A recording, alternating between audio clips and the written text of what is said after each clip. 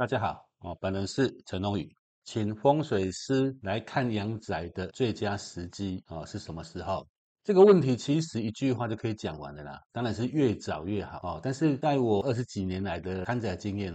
却不是如此。通常很多人都会撑到最后一个阶段，什么阶段？就是已经花凶了再来找我。其实我也不晓得为什么会这样子，可能这个是人的习性，或是说他们必须承受的一些业力。基于很多人撑到最后发生事情了再来找我，或是说已经买了之后看到我的书讲到说有什么壁刀、有路冲、有天斩煞等等再来找我。其实这样子在调整上都已经失去了先机，也会造成很多的麻烦跟困扰。好，那你们如果有兴趣的人你们再继续往下听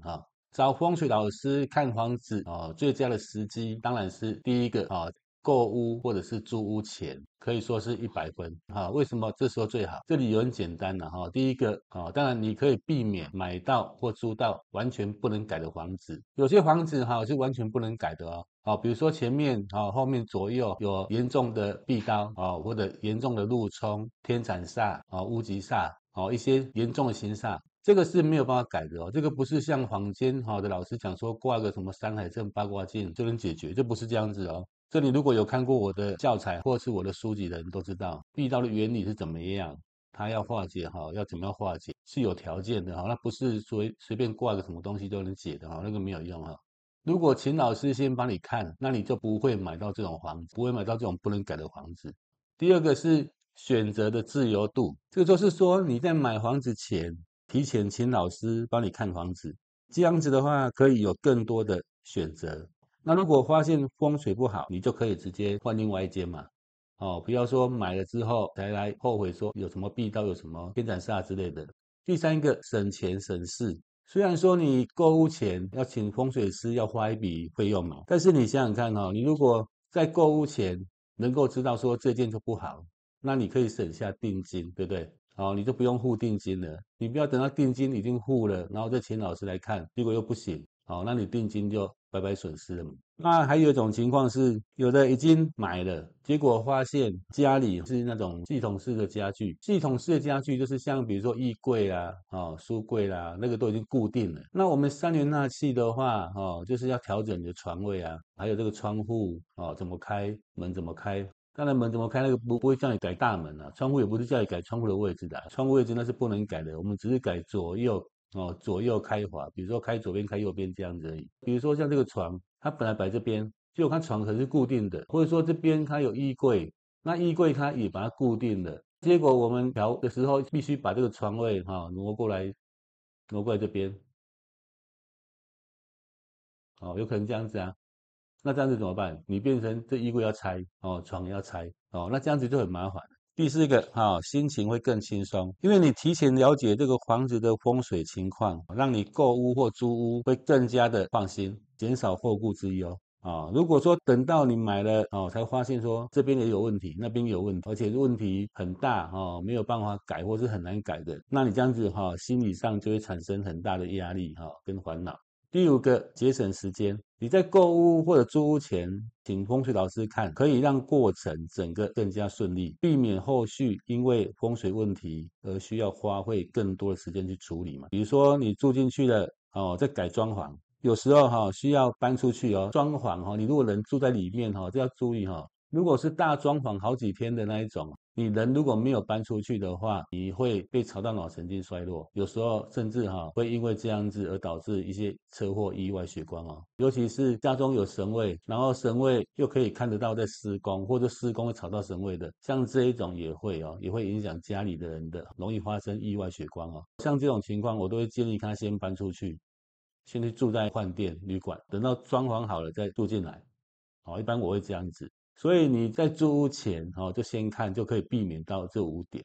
好，那再来的话，第二个当然是在装修或者翻新前，请老师来看，这种情况是80分。当然没有说你在购买前看来的好，